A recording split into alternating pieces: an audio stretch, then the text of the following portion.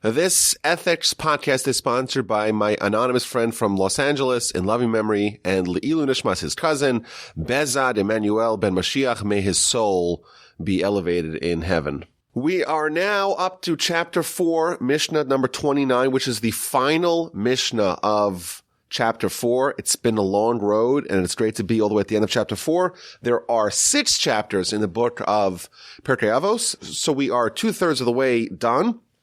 This is a very intense Mishnah. It's one that talks about life and death and afterlife and judgment. It's also about the futility of trying to escape divine judgment.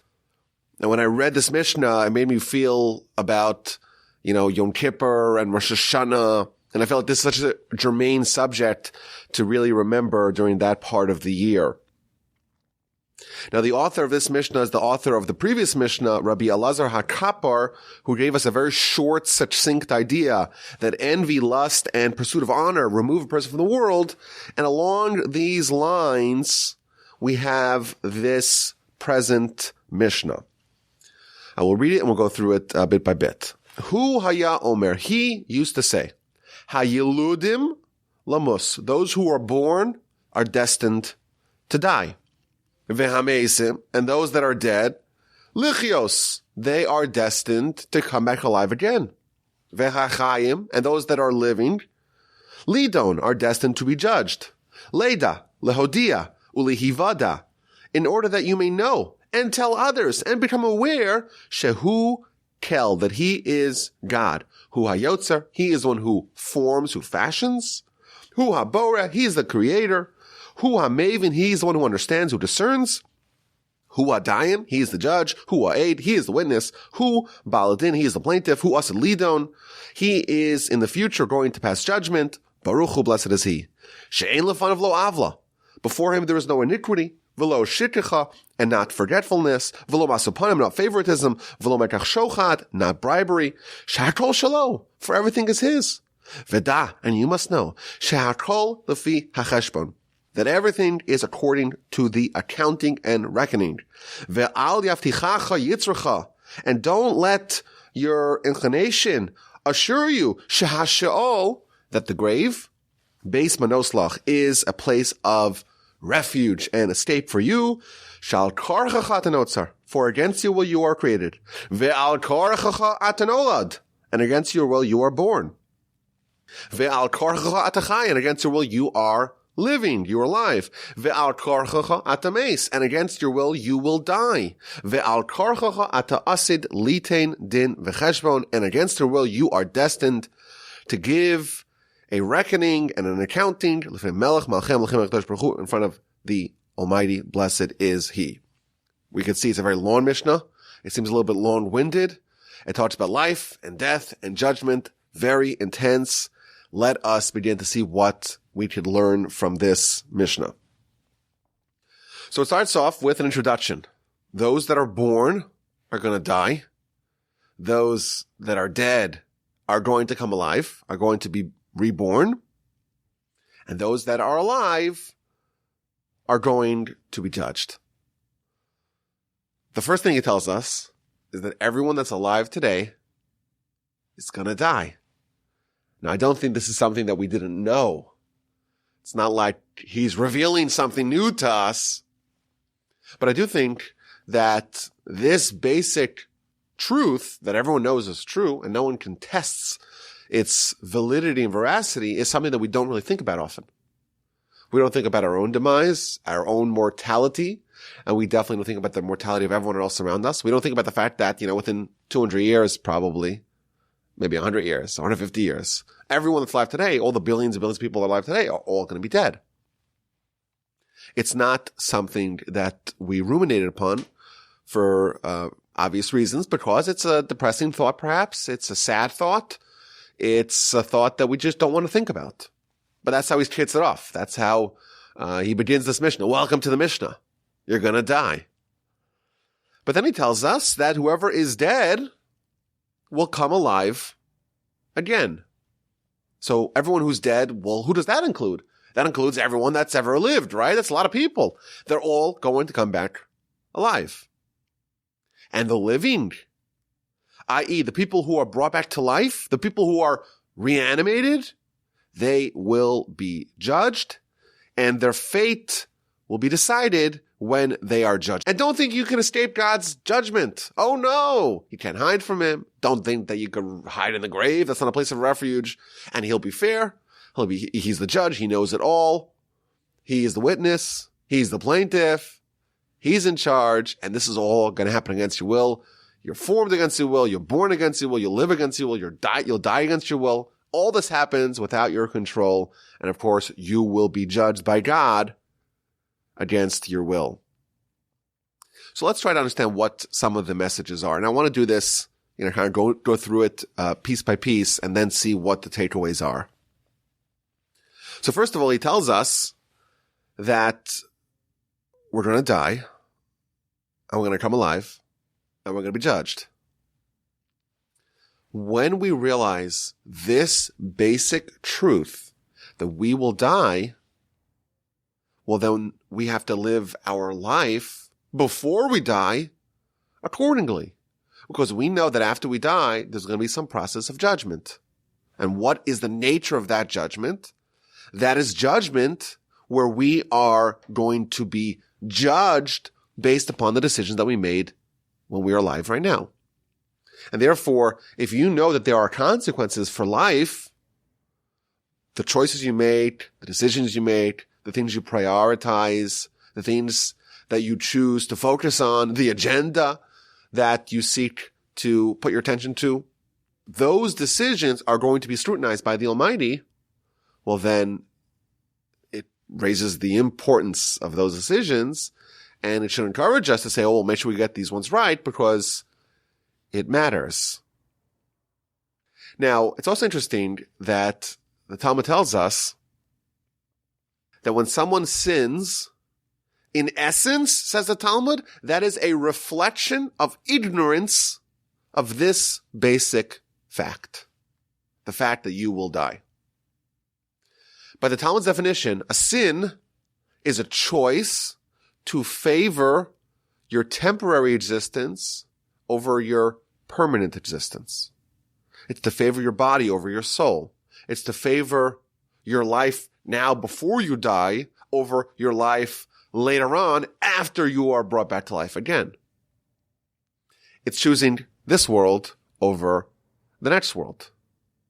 Now, no one would do that if they realize that this world is temporary and that world is permanent. And therefore, the only way someone could sin, explains the Talmud, is if this basic fact is ignored. If you don't realize that you're going to die, well, this is the world that you see. You'll see nothing beyond it, and therefore it makes sense to try to improve your situation over here. Makes a lot of sense. But when you have this contrast, we have a temporary life here, and we're going to die. Oh, and after we die, we're going to be reanimated. And then we're going to live again. And we're going to have to be judged before God for our decisions. If that was present in your mind, a simple, basic cost-benefit analysis would cause you to reject any sin, to eschew any sin, and you would never sin. Says the Talmud. If you want to fight Yetzer Hara, you want to fight the evil inclination, all you have to do is remember the day of death. You remember the day of death, says the Talmud, you'll never sin. Because, by definition, a sin is only possible when that is ignored. Okay, well, what's going to be when we are reanimated?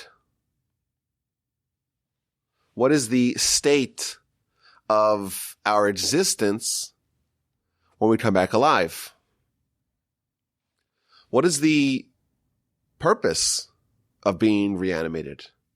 After all, we live and then we die and we come back. Why? We tend to assume there's a certain degree of finality with death. This is the end.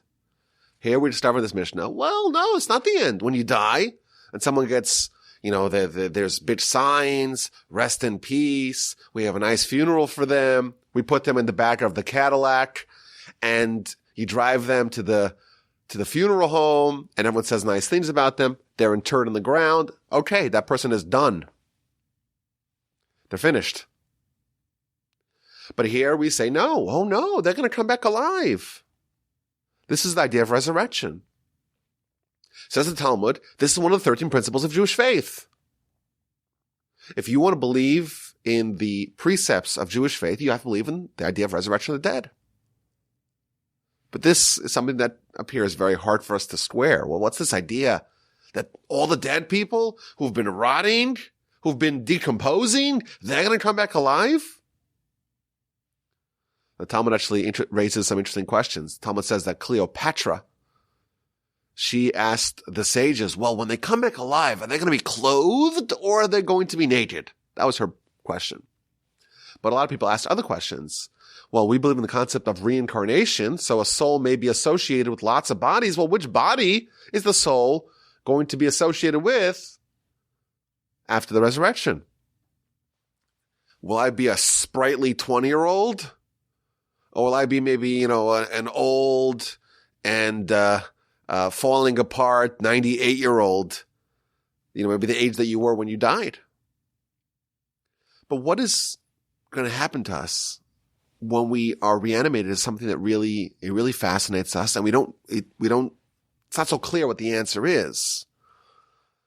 What is the connection between all the various words used to describe things that happen to us after death? In Jewish eschatology, there's the idea of Gan Eden, paradise. Sounds pretty pleasant. Of course, there's the other place called Gehenna. We don't want to end up there. Well, what's that all about? We have the idea of Yemos HaMashiach, the days of Mashiach. We have the idea of Tchias HaMeis and resurrection of the dead. We have the idea of Olam Haba, the world to come.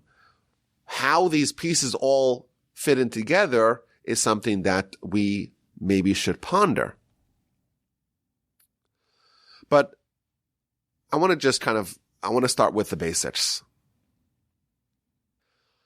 Number one, the Talmud tells us that this is something that even in the times of the Talmud, people found it too fantastic. People viewed this idea with skepticism. And they had to explain to other people, what does this even mean? Says the Talmud. There was a Caesar who spoke to Rabbi Gamliel. This is from the Talmud book of Sanhedrin, where much of the discussion related to resurrection, death, afterlife, reanimation, eschatology, when that's discussed in the book of Sanhedrin, all the way in the 90s, in the end of the book. So the Caesar tells Rabbi Gamliel, you say that all the people that are dead are going to come alive. But after they're dead, they're but dust. Can dust really live? Can you animate dust? Is that even possible? So Talmud says that the daughter of Caesar, she told the rabbi, says, you don't respond to him. Let me respond to him. And she responded with a question. There's two contractors in the city. One of them builds buildings out of plaster. One builds buildings out of water. Which one is more impressive? Which one is a greater feat of engineering? So, of course, the Caesar responds, well, if you build out of water, that's incredible. So says the daughter of Caesar, well, in this world, the Almighty builds humans out of water, i.e. the primordial biological fluid. So if the Almighty could build out of water, certainly the Almighty could build out of something more substantial, i.e. like plaster or dust. That's what the Talmud says. So what it's trying to do is trying to frame the idea that, we live in a world that people do exist. And if you told an alien, hey, there's two ways to build people, which one of them sounds like it's a more feasible way to build them? Do we take some earth and then infuse it with a soul, with some life? Or we take like a tiny microscopic bit of fluid and somehow something magical happens and a baby's born? Which one of them sounds more reasonable? So I think the alien would say, well, if something more substantial, you want to build a person, it makes sense to take some inanimate matter and then infuse it with animate matter. That makes more sense to the uninitiated. It's only because we live in this world and we are, so to speak, influenced by the realities that are fixed in our world. Anything else that comes from a different sphere, from a different dimension, from a different reality, from a different set of physics, that doesn't seem to resonate as much. So we have this idea of resurrection. And again, it's the first thing we're told about in this Mishnah. You're going to die, you're going to come back alive, and you're going to be judged. Now, there's, I think, another important point that's one of my pet peeves. I may have said this before to y'all. And that is the naming of what happens after we come back alive. So in common parlance, that's called the afterlife. Oh, don't worry, there's an after party. Don't worry, if you miss the party here, we have an after party in the afterlife. Oh, you'll be comforted. You had a tough life over here. Don't worry, but the Almighty will give you a good shake in the afterlife. According to our philosophy, that's not how it works at all. Our real self is our soul. Our real life is the life of our soul. Our real world is the world of the soul. Our real existence is the existence when we exist as a soul. Our real existence, the real life, is what we call the afterlife. And therefore, it's kind of flipped on its head. I propose that we don't call this world life and the world that comes next the afterlife. I'm going to flip it around. I want to call this world the pre-life, the pre-gym party, the preparation, the organizing, preparing, fixing, getting ready for life, and the afterlife, as it's called, should more aptly be named life.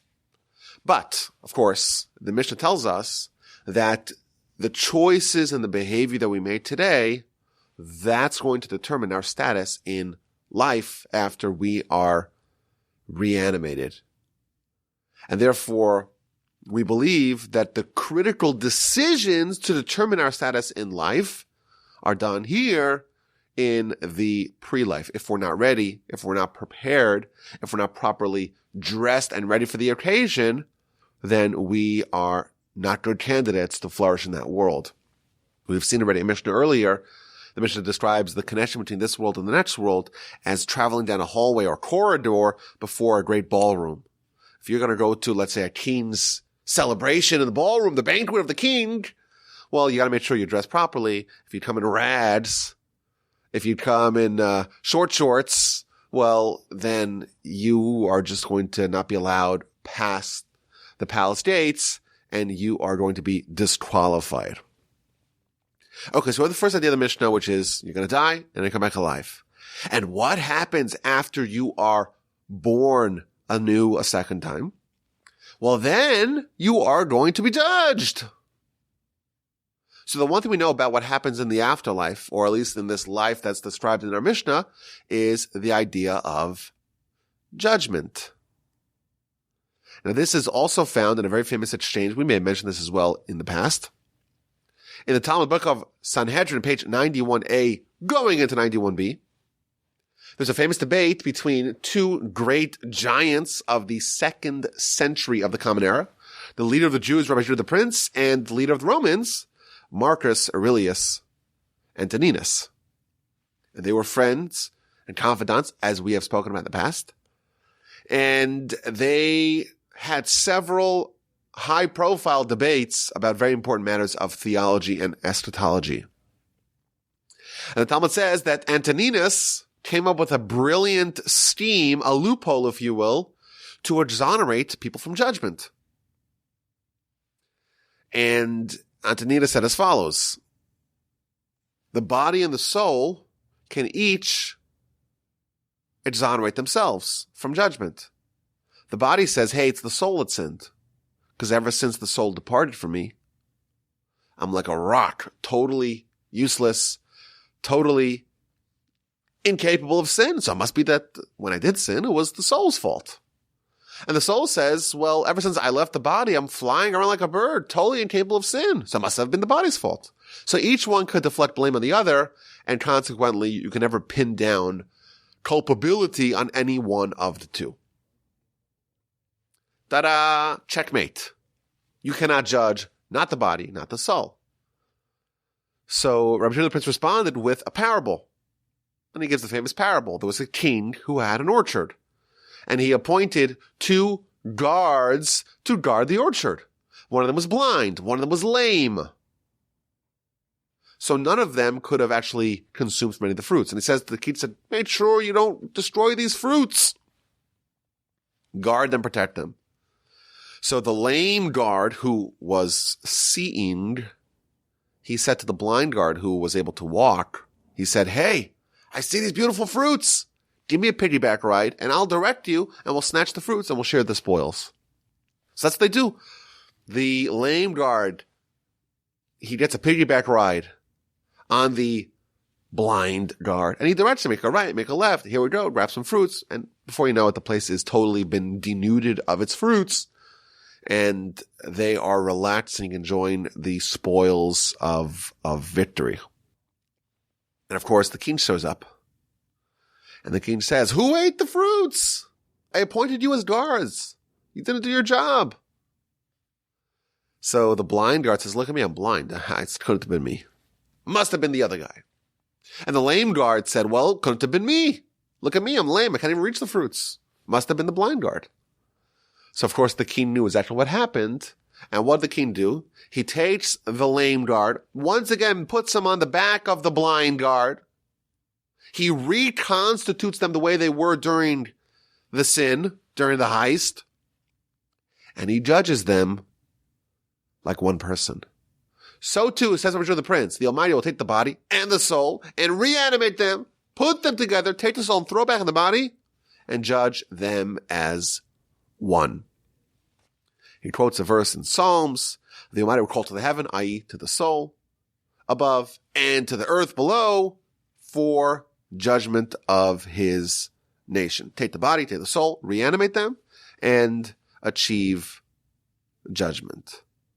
So here we discover, at least for the wicked who have sinned, that the objective of the resurrection and the reanimation and the reunification of body and soul is to facilitate judgment. When the body and soul are separate, well, you have Antoninus's argument that none of them are liable.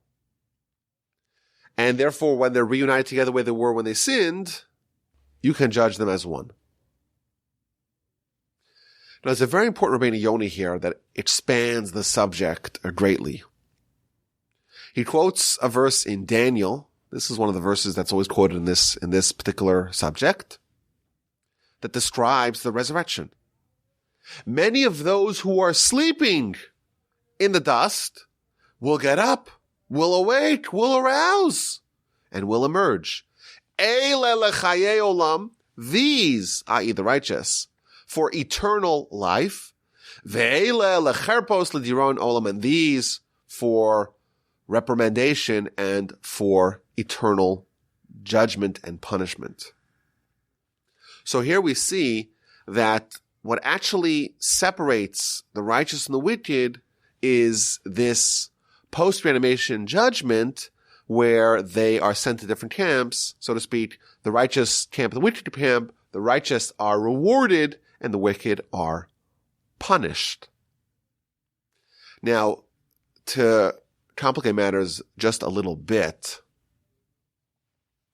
if you look at the sources, it's pretty clear that there is judgment that happens to a person's soul after they die. So even before they're reanimated, we have again a timeline. You live, you die, you're born again. Well, what happens after you die? So the sources talk about how you get judged. But how can you be judged? Don't we see the Talmud tells us you only get judged after you're put back together again? So one of the answers to this question is as follows. There's a concept of limited judgment, and then there's a concept of comprehensive, total, great judgment. It's called the Day of Judgment, Hagadol v'Hanorah, the great and awesome judgment. And one of the ways this is explained is as follows. Of course, we believe that the Almighty judges everyone fairly. This is, of course, the continuation of our Mishnah. The Almighty is fair, judges everyone according to the calculation, and there's no protection, as they say in Hebrew. You can't hide away from your sins. You get rewarded from all your mitzvos, no matter how bad you are. In aggregate, the Almighty is perfectly fair in judgment. But the judgment is not limited to the action that a person takes, but everything that emanates from that, the ripple effect of all your behavior, is all included in the grand tally of the judgment. If someone does something good, but that good leads to other good, which leads to other good, which leads to other good, like a cascading a pyramid. One good deed, but it ripples, it emanates towards other good deeds. The way the Almighty judges it is not just in the vacuum of the original deed, good deed versus bad deed, but everything that accrues from it. You teach someone, you encourage someone, you connect people with other people to do good things, you introduce someone to their spouse. Anything that you do, you inspire someone, you support a cause, anything that you do, ad infinitum, accrues to the original person, the original deed. So, for example, Abraham, Isaac, and Jacob. Every mitzvah that every Jew does, and not just every Jew, every person that's inspired by monotheism, to do good, to believe in God, to have faith, the world over, that all accrues back to Abraham. Every single mitzvah of every Jew in history, well, that's only the product of Abraham's decisions and Abraham's commitment and Abraham's self-sacrifice. All that is tallied to his account. So, of course, it's just absolutely astonishing the amount of merit that Abraham has. But that, of course, works on the flip side as well. Rashi tells us when there was the first fratricide, Cain and Abel, Demei achecha tzoakim, the bloods of your brother are crying out to me from the ground, says Rashi, according to the Talmud, that when Cain murdered his brother, he didn't just kill his brother, he killed all the people that would have come from his brother. And all the grandkids and great-grandkids and great-great-great-great-grandkids and the billions and billions and billions of people that Abel was destined to father, all those were murdered. How many people did the Nazis kill? So the answer is 6 million, but each one of those people may have had a family of their own. So that number is probably now 100 million already. And soon it'll be 100 billion people. And so on. And therefore, if you want to tally the true reward and punishment of people's deeds, you have to wait till everything's over, and this world is closed, and the accounting can be done comprehensively. And therefore, while someone may have an initial judgment, there is the ultimate judgment, the great judgment, that must be done after everything is all set, everything is all finalized, and all the permutations and results of all the behavior can finally be seen and known. So again, the Mishnah starts with great intensity about this idea of life and death and re-life, reanimation, and judgment. Then it continues, in order that you may know and tell others and become aware that He is God, He is the one who forms, who creates, who understands, who judges, who is the witness, who is the plaintiff, and He is going to judge you. This idea that we're conveying in this Mishnah, the idea of our life and our death and our afterlife and our judgment, is so important, we have to know it. We have to study from others. And we have to teach it to others as well. And we have to become aware of this principle. So there's a very interesting Rabbeinu Yonah here, where he says that when we become aware of this principle, that is a reference to the afterlife itself.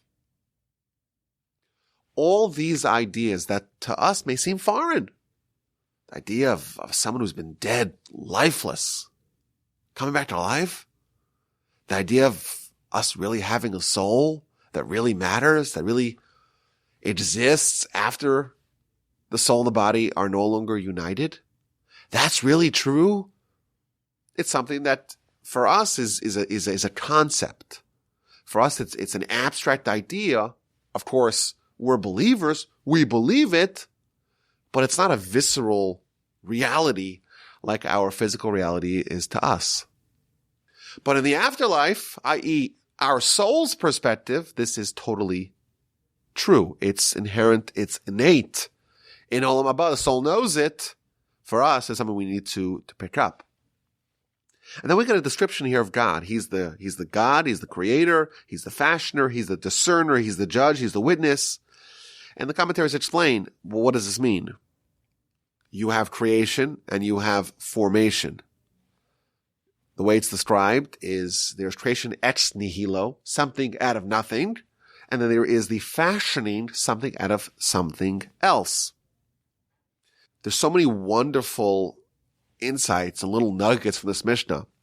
So for example, Rabbeinu Yoni here, when he talks about the Almighty creating and fashioning, he compares it to making a vessel. That you start making the vessel and then you complete making the vessel. There's two parts of creation of the vessel. But after someone finishes the vessel, after the craftsman, the artisan, finishes the vessel, the relationship between the creator and the creation is severed. Whereas with us, we are created by God, but we have a continuous relationship with Him every second. Our continued existence hinges completely on the Almighty infusing us with a never-ending stream of vitality. The Almighty sustains us every second. He is the creator and the fashioner of us, but He also understands all of our deeds, and He alone can be the judge. After all, the Almighty knows everything. He to be the judge. It's all revealed to Him. He to be the witness. He will judge fairly. But of course, we who don't have complete knowledge, we cannot judge at all. Now, the Almighty is also the plaintiff. This I found very interesting. The Almighty is the plaintiff. If I do something wrong, who have I offended? Who have I aggrieved? I've aggrieved the Almighty.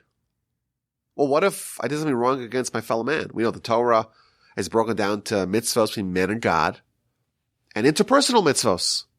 Well, what about when there's interpersonal sins? Says the commentaries here, even if I cause pain and suffering and damage to my fellow man, it's not my fellow man who's the true plaintiff. It is the Almighty. And He will judge us. And there's no chicanery. There's no iniquity. We can't say, hey, I'm close. I'm chummy chums. I got this.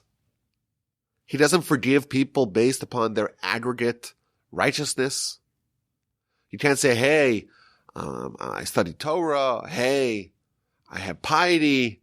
Can we just ignore this? Can we sweep this under the table? None of that. The Almighty does not take bribes. And the grave is not a hiding place from God. The Yetzer Hara tells us, my misery ends if I'm dead. If you're in a tough situation, if you're in a bind, if I was dead, I would be free from all this difficulty. Because people assume, of course, that once you're dead, that's it. It's over. Oh no, death is not final, and thus it cannot serve as a refuge to solve your problems. People think that if they die, or of course, if God forbid, if they kill themselves, then they are going to be free of any consequence. But here we see, no, that's the position of the Yetzer Hara. That's the false promise of the Yetzer Hara. But ultimately, of course, it's not true. You exist, you continue to exist, and you will not be able to find a refuge in the grave. And the Mishnah ends with 5 things that happen to us against our will. Each one of these stages, something that we don't want to happen. We're formed, we're created, we're born, we live, we die, and we have to give an accounting and a judgment for our actions. We're formed. What does that mean? Well, that means that there's something physical about our existence. There is a very long midrash.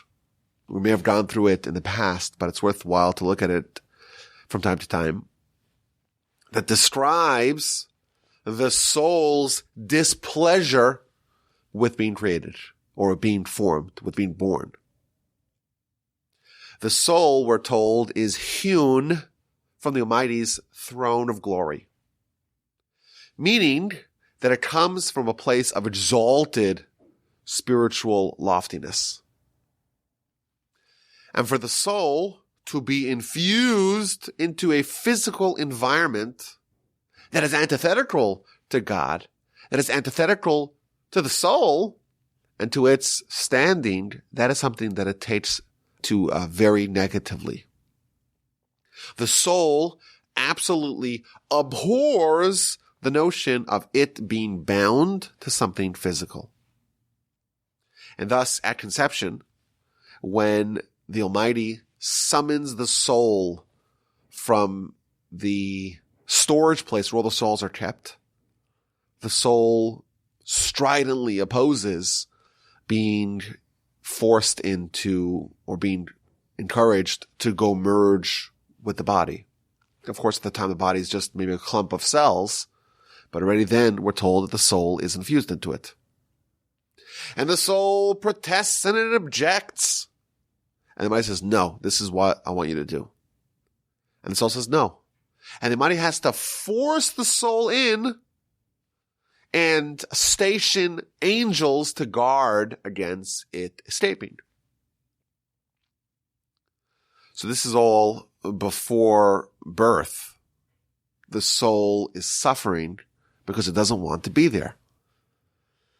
And then the Midrash goes on to describe what happens to the soul for 9 months during gestation. So it is based, the seed of the soul is now inside the zygote, which becomes a fetus, which becomes an embryo, becomes a fetus, becomes a child. But the soul gets educated over the course of those 9 months. The angel gives the soul, we're told, it gives it some important information.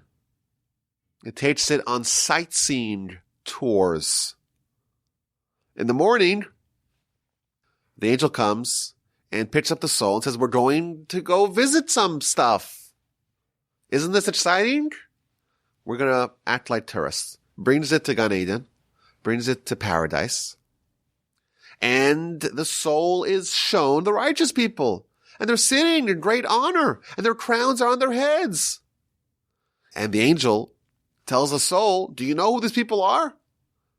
And the soul, i.e. part of the soul that's mobile, tells the angel, no, I have no idea who these people are. So the angel responds to the soul, well, you should know the people that you're looking at, they were exactly like you. They too were forced into a body, didn't want it. And they too were born, didn't want it. And they too lived and didn't want it. But they observed the Torah. And they observed the mitzvos.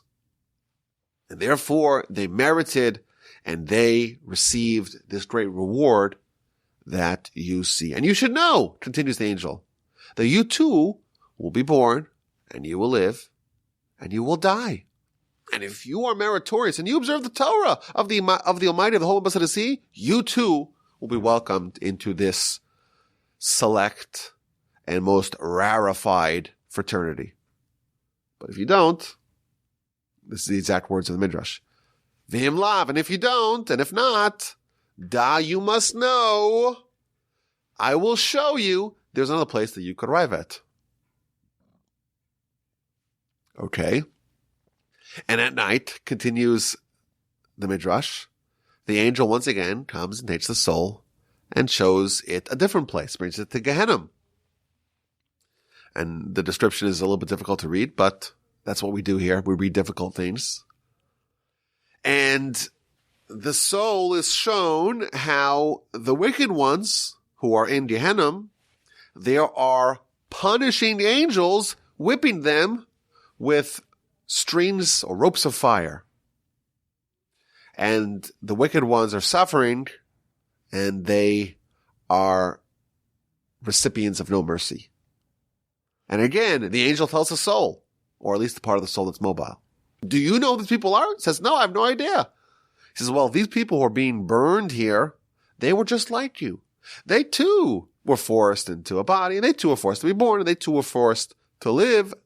But unfortunately, they rejected the Torah and its laws. And therefore, they received this treatment. And you should know, again, the same warning. In the future, you will be born. And you should be righteous. And you should not be wicked. And you should merit the reward for eternity. And again, I'm shortening this midrash by a lot. The angel tells the soul all kinds of more interesting things, shows it where it's going to live, and where it's going to die, and where it's going to be buried, and brings them all around the world, and shows them the righteous people and the wicked people, shows them everything. Then at night, once again, brings it back to the place where it belongs, where it is seated inside the womb of the mother. And at the end of 9 months, it's time for the child to be born. And again, the angel shows up and it tells the soul, hey, we're going into this world. You ready for this? It starts to protest. And it says, I don't want to go to this world. Doesn't sound so exciting. And the angel tells the soul the words from our Mishnah. Against their will you are formed. Against their will you are created. Against the will you are born. Against the will you live. Against the will you die. Against your will you will be faced to judgment. And again, the soul protests and it is forced out. The angel has to come and smack him, and it is born, and immediately it forgets everything that it learned hitherto and all that it knows. And the Midrash tells us the reason why babies cry right when they're born, it's because of this gross demotion that their soul has essentially been extinguished, i.e., it's no longer in charge. The soul is now a hostage to the body. It's hostage to the Yetzer Hara. And what will happen to that soul is out of its hands almost. And then he has another audience with the angel. When the time for the person to die has arrived, the angel comes to the soul and says, hey, do you recognize me? And the soul says, I think I do, and I don't like where this is heading to. Why did you come today and never been here before? And the angel tells the soul, well, now it's time for you to leave this world to go back to where you came from. And again, the soul protests and starts to cry. And its voice can be heard from one end of the world to the other. But of course, people don't recognize that sound. Only the rooster recognizes it. I don't know what that means, but that's what the Midrash says. And the angel says, well, I already took you out of multiple worlds. This should be a cinch. And again, the soul is not mollified. It protests. And again, the angel tells it, against your will you are formed. Against your will you live. You're born. You die. And against your will, you are going to be judged by the Almighty. As I mentioned, this is a very, very intense Mishnah. I think that's probably the reason why it was put at the end of this chapter, because it does collect a lot of the ideas that we've seen in this chapter. This is a chapter that deals with the fundamental questions of what are we living for? What's the purpose of our life? What are we here to try to accomplish? What is our mission? What are the consequences? What is at stake? What do we stand to gain or lose relative to our choices? And it's telling us straight. We are alive today. There will come a point in time when we will die and we will face judgment. And the Almighty is the only one that can do this kind of judgment. And there's multiple layers of judgment, as we're told. As we've discussed, the judgment that's described after the resurrection is a judgment that's a comprehensive one, that's all inclusive, that takes into account everything. But regardless, we have to know that we're going to face judgment, and therefore that should be the guiding light of our life, our decisions, and our priorities in our existence here. I want to end off with one very nice idea that I saw one of the commentators points out. when it describes the Almighty's judgment, it says, you should know that everything is according to the calculation. Well, what does that mean? So, of course, every commentator has their own way of explaining it. By the way, the amount of commentary there is in this Mishnah is just staggering. We tried to kind of get the gist of the idea without going into all the details as the commentaries are wont to do. But this piece is a really nice piece. I want to share it. What does it mean that the Almighty's judgment is all according to the calculation? So I think this is a very comforting idea, and that is that the Almighty's judgment is all tailored to every individual. There is not a uniform standard that everyone's judged by. Everyone's judged as an individual. Everyone has different temperament. Everyone has different background. Everyone has different abilities. Everyone has different skills. Everyone has different influences. Everyone has different circumstances and background. Every person is unique. Everyone's different. No two people are the same.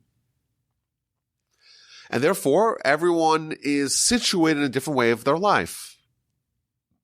For some people, what they find challenging for other people is very easy because of the particular circumstances of their existence. And therefore, the Almighty's calculation is precise, and the judgment is based upon the calculation. If there is a person that is capable of a lot and they accomplish a little, well, that is all going to be done relatively. I'll give the example. If you have someone who could accomplish 1,000 units of accomplishment and they do 100, and then you have someone else whose max capacity is 100 and they do 90. So in absolute terms, the person who does more, that's how we judge them. We judge in absolute terms. The mind judges everything relative. And it's possible for two people to do identical things. For one person, it's a mitzvah. For the other person, it's a sin. Someone who grows up in a very, let's say, disadvantaged world, and the influences they had were all negative, and then have people that mentored them, that guided them, someone like that is bound to make worse decisions than someone who grew up in a very positive environment with wonderful influences, with stability, with security. So you can have someone who does a sin, and we would judge it as a sin, but the Almighty would judge it as a mitzvah. He only shot one of the hostages. That's a pretty radical example because murder is terrible for us. Maybe not. He only shoved the woman down before he snatched her backpack. He didn't pummel her. That's not a persuasive argument to a human jury, to a court of your peers. But here we're told the Almighty is going to judge everything. Everything's done according to calculation. And that is comforting to know that we are not expected to do more than we can do. We are not expected to accomplish things that we're just not capable of. Of course, we have a tendency to say, I'm not capable of that. Oh, it's too hard for me. But the Almighty knows the truth. The Almighty knows the truth. And the Almighty knows exactly every circumstance of your life and how it all fits into your judgment. And of course, even you don't know that. Everything is taken into account by God. And therefore, the judgment is eminently fair. It's eminently fair. So that, I think, is a very comforting takeaway message. Of course, it's scary. This is a scary Mishnah. The idea of us dying, which is the first thing that we read about in the Mishnah, even though we know it's true, it's just put out there right at the very beginning for all to see. It's a scary thing, and we don't want to think about that so much. But that's just the beginning. We're going to come back alive, and we cannot hide. And the Almighty is able to tabulate it all. And everything happens against our will. Our soul doesn't want any of this. It would just rather stay up in heaven, stay under the throne of God. It's very happy there. And it's forced again and again to do things it doesn't want to do. This is a difficult, scary Mishnah. But it's a valuable one. Because if we actually absorb its lessons and we take it to heart, our whole life will be changed. Our whole life will be lived for a greater purpose, for our soul, for our eternal existence. And we had this angel try to warn us in utero. We don't remember it. If we did remember it, we would have no free will. If we actually remember what it was like to go visit paradise and to visit purgatory, if we remember that, that's it. There's no more free will. So there has to be an element of doubt for the system to work. But our sages are revealing to us. But the Torah is revealing it to us. And it's very useful to know. So the hope is that we take some of these lessons to heart and we are influenced by them, and hopefully we can live lives and be assured that when we go before God, we say we did all we can, we tried as hard as we could. When we made mistakes, we tried to rectify them as soon as possible, and we could be hopefully proud, and they might be proud of our life and our accomplishments, and we could forever enjoy the fruits of our labor in the afterlife. Nay, not in the afterlife. In our life that we are preparing for so studiously. I thank you for listening. My email address is rabbiwolbe@gmail.com. Look forward to any questions, comments, or feedback of any sort.